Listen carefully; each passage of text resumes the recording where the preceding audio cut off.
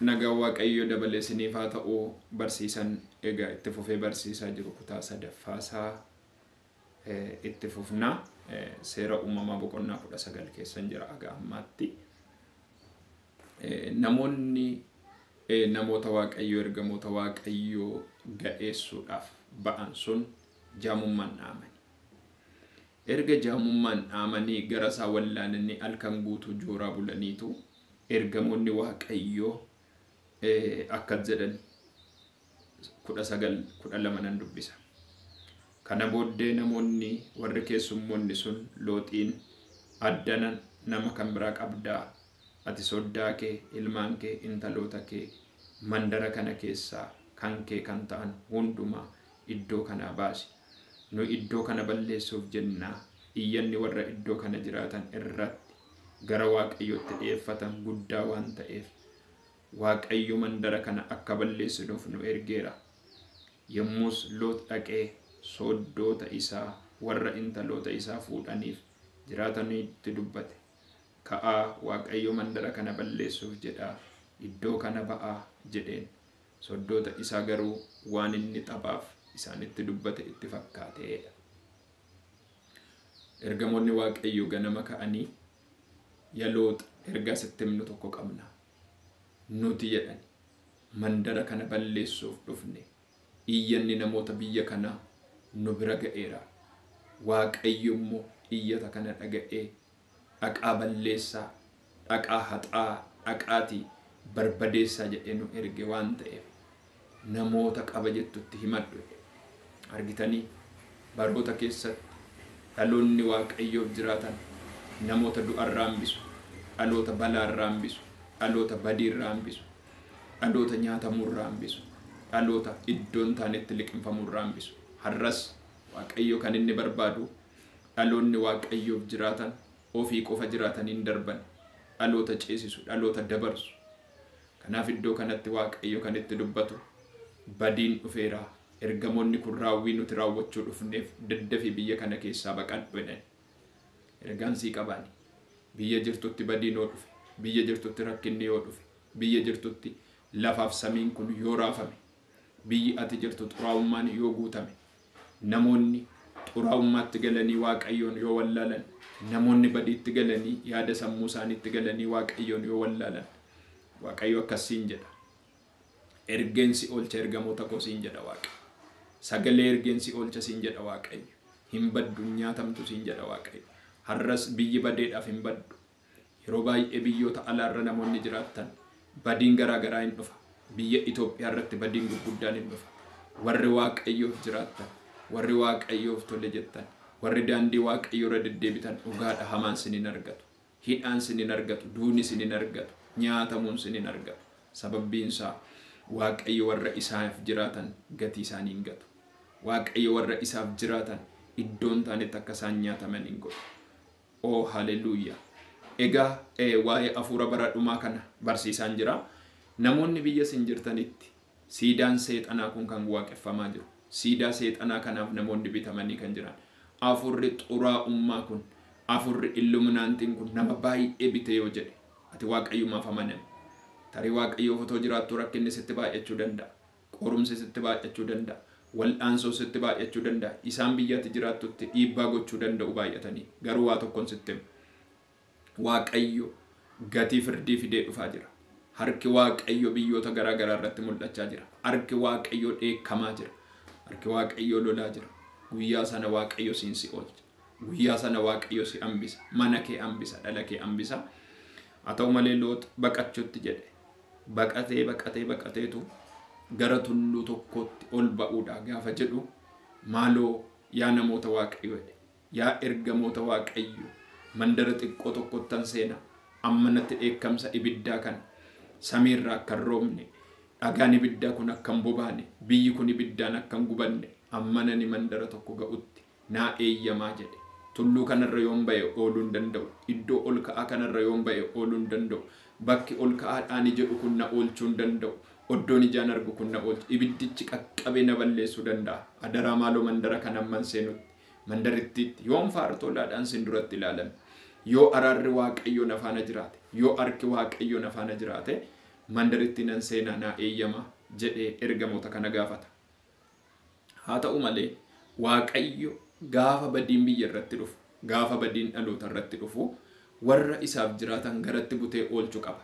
Iddoo dhoksee oolchuu qaba.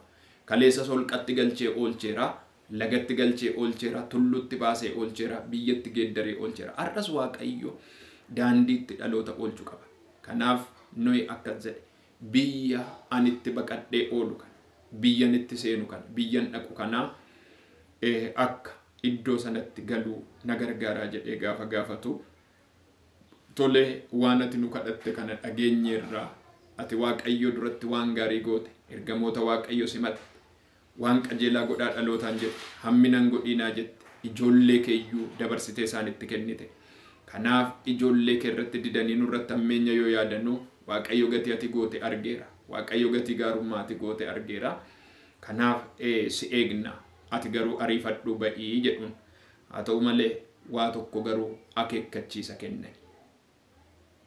Namni waaqayyoof jiraachuu kan inni dadhabu maaliin yoo jenne, ijoon ani barsiisuu barbaadu tokko kutaa kana har'annaan walitti qabu. Ijoon inni guddaan waaqayyo dhaloota irraa barbaadu waa tokko jira. Looxiif waaqayyo akkas jedhe karaa ergamoota kana. Namni tokko gara duuba isaa akka hin ilaalle jedhee dubbata Waaqayyo. 19:25 irraa kaase. Duuba keessan hin ilaalina. Duuba keessan hin mil'atina. Gara duuba keessanii hin yaadina. Gara duuba keessanitti hin naanna'ina. By the way, namoonni baay'een seexanni kan isaan cabsu, seexanni kan isaan ajjeesu, seexanni kan isaan awwaalu duuba isaanii ilaalchisuudhaan. Kaleessa hanna jaallatu taanaan, hanna keessaa ba'aniiru taanaan duubatti deebisee waa'ee hannaa yaachisa. Kanaan balleessa. Inni ejju kaleessa taanaan ejja isa dur keessa turanitti deebisa. Nama ajjeesuu jaallatu taanaan isa durii ajjeesuu sana yaadachiisa. Hidhaa garaagaraa, xaxaa garaagaraa isa dur keessa turan sana yaadachiisa. Akka waan gaarii turetti barbaachisee miidhagsiisee gara isaanii fida. Kanaaf ajanyi iddoo kanatti ba'e maalii yoo jenne, garagaltanii duuba keessan hin ilaalina. Har'a namoonni baay'een waaqayyo ayyaana nu kenne, waaqayyo nu bareechee, waaqayyo saba isaa furmaata akka taanu godhe, gaafa duuba keenya yaannu kufna. Gaafa duuba keenya yaannu cubbuutti galla. Gaafa duuba keenya yaannu wanti hamaan xaxee nu qaba. Baay'een keenya wanta duuba akka harkifannee achitti gallu nu godha seexan. Kanaaf macaafni qulqulluu iddoo kanatti maal jedhaa? Garagaltanii duuba keessan hin ilaalina. Jennaan Loox fuunduruma isaa ilaale. Warri isa faana deeman fuundurum isaanii ilaalan. Haa ta'u malee haati manaan Loox garuu yaanni ishii hin hatan. Mee wanti duubatti ergamoonni waaqayyo jedhan kun maali jettee garagalte?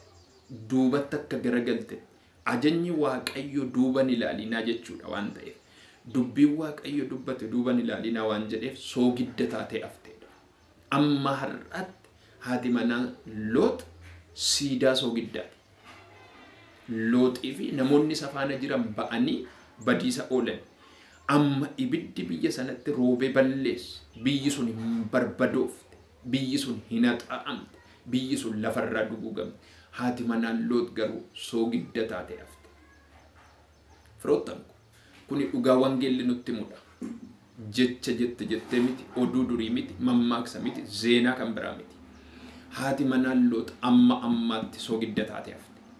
Namoonni baay'een iddoo jiranitti dhaabbatanii akka hafan kan godhe, akka eebban argine kan godhe, akka hin jijjiiramne kan godhe. Kiristaanummaa keessatti bara otoo lakkaa'anii baay'een isaanii seexanaaf kan jilbeeffatan, baay'een isaanii sodomummaatti kan galan, baay'een isaanii nama gadhoomsutti, ofii gadhaa'utti kan isaan galan, xuraa'ummaa hammeenyaatti kan galan isa duubaa yaadu. Maaliini? Keessaayyuu addunyaa kana kan jarri kun bitan, warri bara dhumaa kun qarshiidhaan namoota baay'ee bitan. Qarshii ilaala malee sammuun namaa maaliif hin uumame kan jedhu keessaa ba'ee sammuu bineensaa yookiin sammuu horiitti geeddarame namni baay'ee. Namoonni isa duuba isaanii ilaalan, warri fuulduran ilaalle, warri isa boru waan haaraa jira kan boru hin darba boru hin jijjiirama boru waan haaraa jira kan hin jenne dhaloonni akkasii fuula waaqayyootti jijjiiramuus hin danda'an siquus hin danda'an waan haaraas fiduu hin danda'an baruma isaaniitti achi dhaabbatanii fixu. Egaa haati manaa Looxi garagaltee duuba kee hin ilaaliin jedhee ergamaan waaqayyo namoota kanatti hime ennaa ishiin garagaltu aga ammaatti ishiin siidaa soogiddaa taate kan jirtuu fi namoonni baay'een ishii ilaalanitti ila guyyaa sana siidaa taate kan haftee. Kanaaf obboleessa obboleettii ko namoonni miidiyaa keenya kana dhageessan waan duubaa yaaduun akka nuti hin jijjiiramne godha. Waan duubaa yaaduun du'a fida. Waan duubaa yaaduun badii fida. Waan kaleessa keessaa baane sana yaaduun akka nuti hin tarkaanfanne godha. Har'a waaqayyoof jiraadhu. Waaqayyo karaa kee karaa haaraa godha. Karaa kee karaa eebbaasii godha. Kanaaf inni guddaan fuuldura keenya maaltu jira walitti hin qaba. Fuuldura keenya kan jiru mootummaa waaqayyooti. Kan nuti ilaallee deemnu luba tokko qabnu, kan cubbuu hin qabne, kan mudaa hin qabne, Iyyesuus hin ilaallee deemnu. Fuuldura keenya Iyyesuustu jira. Fuuldura keenya mootummaa waaqayyootu jira. Fuuldura keenya ifatu jira. Fuuldura keenya eebbatu jira. Fuuldura keenya waan caalu jira. Duubni keenya garuu dukkana. Duuba keenya seexana kan jiru. Duuba keenya iddoo keessaa baane cubbuu sakaleessaa jira. Duuba keenya hidhata qomoo keenya bite. Duuba keenya abaarsa jira. Duuba keenya jallina jira. Duuba keenya gidiraa jira. Gannee baaneerra hin deebinu harkifnu. Har'a waaqayyo akkas godha. Namoota baay'ee funyoo duubatti sin harkisu sinirraa cira billaa waaqayyo. Funyoo dhibee isa kaleessaa yaachisee kan si hidhe. Qorumsa kan kaleessaa, jeequmsa kan kaleessaa, waan si bite hunduma waaqayyo jireenya keerraa hin cira. Nan kadhadha waaqayyoon. Barumsa kana gooftaan nu gargaare yeroo biraas bifa haaraan hin dhiyaanna. Gooftaa galanni siif haa ta'u. Duuba keenya akka yaanne.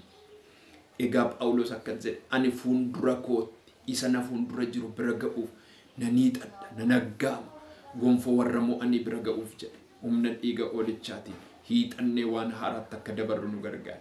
Hidhaa nurraa hiiki waanjoo nurraa cabsi. Namoonni baay'een kanaan cubbuu keessaa ba'an. Ameen.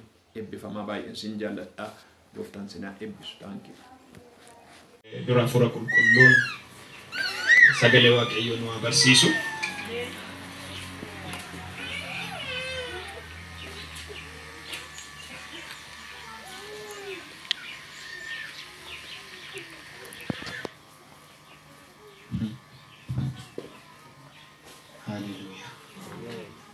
Mata duree akka jiru irratti sagalee waaqayyoo dhaan barsiisa. Maaltu dhaloota waa'ee hin baafne nama taasisaa kan jedhu irrattan sagalee waaqayyoo barsiisa. Maaltu dhaloota waa'ee hin baafne nama taasisa. Dhaloota waa'ee hin baafne jechuun dhaloota akkasumaanii yookiin immoo dhaloota gatii hin qabne maaltu nama taasisaa kan jedhu irratti sagalee waaqayyoo nan barsiisa. Waa'ee dhaloota waa'ee hin baafne gaafa kaasnu dhaloota akkamiiti yoo jettan dhaloota dhimma hin qabne dhaloota waa jijjiiruu hin dandeenye dhaloota waa arguu hin dandeenye akka ta'e macaafni qulqulluu iddootti kaasu iddoo baay'ee qaba. Walumaa gala biyya lafaa kanarra gaafa jiraannu dhaloota gosa lama yookiin immoo namoota gosa lama argina. Namoonni gosni lama nuti arginu tokko dhaloota dhimma baasanii fi dhaloota dhimma hin baafne. Dhaloota dhimma baasan gaafa jennu dhaloota waaqayyoof jiraatanii dhaloota seenaa lafa kaa'anii darbanii fi dhaloota immoo akkasumaan ofii footoo hin ta'in lafa kanarraa jiraatanii darban gosa lamatti kaafnee ilaaluu dandeenya. Saamu'eel isa duraa boqonnaa 2 lakkoofsa 12 irraa kaaftanii gaafa ilaaltan dubbiin waaqayyoo waan dubbatu qaba. Maal dubbata dubbiin waaqayyoo jettan dhaloota waa'ee hin baafne jedhee kaasa. Dhaloota waa'ee hin baafne. Dhaloonni waa'ee hin baafne kun baroota keessatti eessa jiru yoo jettan waldaa kiristaanaa keessa jiru, biyya keessa jiru, mandara keessa jiru.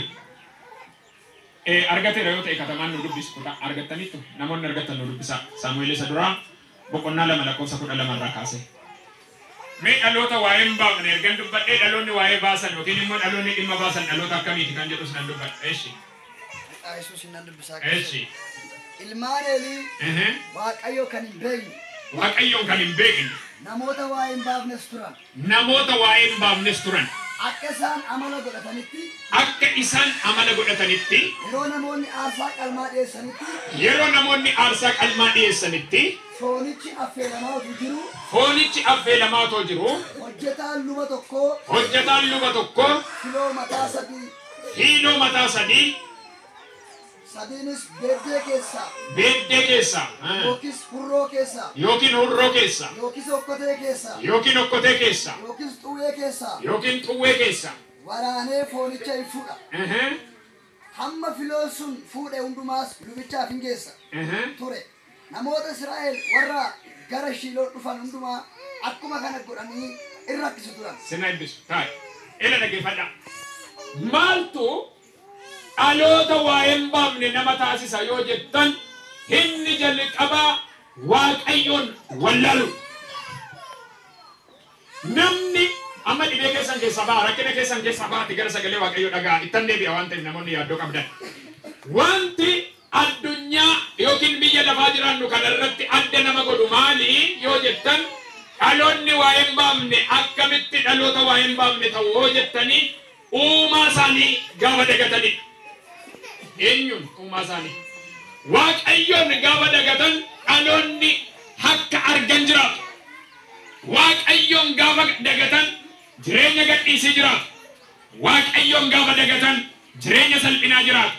Waaqayyoon gaafa dagatan jireenya yelloo jiraatu. Iddoo kanatti abbaan isaanii macaafa Saamu'eel isa duraa boqonnaa 2:12 irratti abbaan isaanii luba mana qulqullummaati. Na dhagaa sirriitti. Abbaan isaanii tajaajilaadha yookiin immoo hiika ammaatti lubanni jedhu kun geggeessaa waldaa kiristaanaati abbaan isaanii. Ijoolleen isaa garuu ijoollee waa hin baafne, ijoollee salphina quufan, ijoollee rakkina quufan, ijoollee akka barbaadan jiraatanidha. Kutaan kun kan inni dubbatu akka maatiitti, akka amantiitti waaqaasee dubbata. Iddoo kanatti akka maatiitti gaafa laallu maatii kana keessaa Eeliin mana qulqullummaa nama geggeessu ta'ee otoo jiru ijoolleen isaa garuu warra waa hin baafne. Kan nama dhibu ijoolleen isaa mana qulqullummaatti akka barbaadan gaafa ta'an hin dubbatu. Mana Waaqayyoo keessatti gaafa isaan gaa'isan hin dubbatu. Waaqayyo ijoollee Eeliif carraa kennee eegaa ture. Yoom deebi'u jedhee eegaa ture. Yoom gara jireenyaatti deebi'u, yoom fuula koo duratti deebi'u jedhee Waaqayyo eegaa ture. Iddoo amma namni Waaqayyo dubbisetti ijoolleen Eelii warra Waaqayyoon hin beekne ta'an, warra waa hin baafne ta'an, warra akkasumaanii ta'an. Garuu abbaan isaanii maaliidhaan jedhe? Luba mana qulqullummaati. Abbaan isaanii iddoo aarsaa Waaqayyo iddoo qullaa'aatti akka argan innaa ta'an maaf akkas gootu ijoollee kon jedhuun. Iddoo aarsaa Waaqayyootti gaafa isaan akka barbaadan ta'an ijoollee koo wanti kun dheekkamsa nutti fidan jedhu Eeliin cal jedhee ilaala. Garuu geggeessaa mana Waaqayyooti. Har'as dhaloonni waa hin baafne waldaa kiristaanaa keessa jiru. Barbaadan ba'anii nama ajjeesu. Barbaadan ba'anii ammeenyaan namarratti qindaa'u. Barbaadan har'a nutu waldaa bulchaa, nutu jaarsa waldaati, nutu waldaa geggeessaa, fira keenya waldaa geggeessaa. Waldaan kun zarii keenya malee qomoo keenya malee hin ta'u. Yoo dide ariinee gadi baafna, yoo dide akka barbaanne goona. Garuu nuti cubbuu yoo hojjanne dhaloonni nutti dubbatu hin jiru kan jedhan har'as waldaa kiristaanaa keessa jiru dhokatanii. Mee sirriitti na dhagaa Abrahaama Hasiyaa weelebelebe hene. Dhaloonni waa hin baafne kan akkamiiti yoo jettan Waaqayyoon dhiisanii nama kan dhagaan. Waaqayyoon dhiisanii of kan dhagaan. Ani nyaannan, ani uffannaan, ani jiraannan, anaan natti tolu malee kan nama maaltu na dhibe kan jedhan jiru har'as biyya keessa. Yoo soban Waaqayyo maaliti? Yoo ejjan Waaqayyo maaliti? Yoo nama ajjeesan Waaqayyo maaliti? Yoo nama irratti ka'an Waaqayyo maaliti? Hammeenyaan guutaa, gidiraan guutaa waldaa keessa ta'u dhaloonni waa hin baafne irras. Garuu nunumtu nun tuqiini jallina keenya, hammina keenya baannee teenya kan jedhan jiru. tokko gaafa isin wanti kun jallaadha dhiisi mucaa koytan nuti nama tuqamu miti namni nutti bu'u miti nama sodaachisan malee warra akkasii akkas jedheera Waaqayyo dhaloota waa hin baafnetti kan Waaqayyo Mele sirriitti dhagaa dhaloota waa hin baafne waldaa keessa jiran kan ka'ee dubbatu Waaqayyoodha waa isaan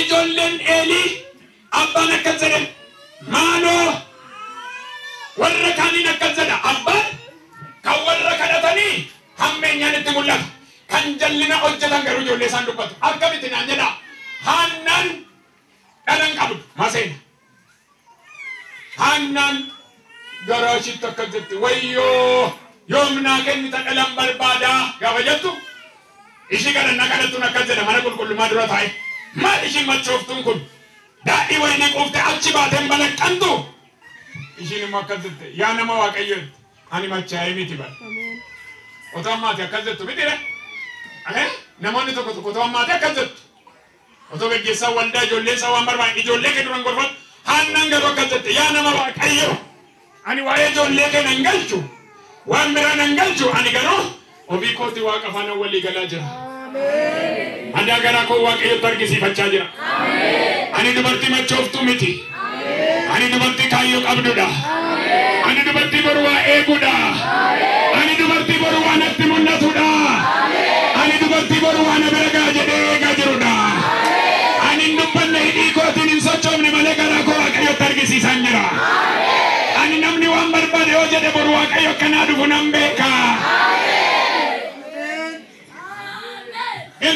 Eeliin bukoo baay'ee gonaa otoo qabu manni isaa bukoo ta'ee otoo jiru ishii Waaqayyoon kadhattu arra jiru namoonni jallina hamaa keessa jiran namoonni gidiraa hamaa keessa jiran waldaadha nama ari'atanii baasaniiru isaan waan barbaadan yoo ta'an nama dubbatu qabu nama isaanii hiriiru qabu nama isaanii dhageessisu qabu nama waa'ee isaanii dhoksuuf qabu warra dhugaa baatu garuu warra awwaalan leenxii hudaa samiirra nan kaanaan jechaa jira merka keessan ol kaasaa Waaqayyo hin kaa jedha Waaqayyo hin kaa ittuma dabala Waaqayyo hin kaa jedha Waaqayyo hin kaa ittuma dabala Waaqayyo hin kaa jedha sirriitti Waaqayyo hin kaa arran jiru waldaa keessa ijoolleen isaanii pheenxeedha garuu nama eeggatanii qalanii ajjeesu iddoo namni hin arginitti ijoolleen isaanii pheenxeedha namatti bitanii nama ajjeesisu ijoolleen isaanii pheenxeedha iddoo barbaadan abbaa barbaadan faana Waaqayyoon gaddisiidha kan hin dubbanne jiru warras maatii Waaqayyoo eessa oolu ijoolleen keessan eessa oolu dhaloonni keessan maali keessa oolu laata iddoo oolmaa isaanii hin gaafattu cal jennee taa'uun balaa fida Eeliin haaleluyyaa Eeliin cal jedhee ilaali Waaqayyo dhufee akkas jedhe dhaloota waa hin baafne Amaariif isaa የማይጠቅም ትውልድ dhaloota bu'aa buusuu hin dandeenye dhaloota waa jijjiiruu hin dandeenye dhaloota waa hojjechuu hin dandeenye Aabsaa Waaqayyoo saamuusaa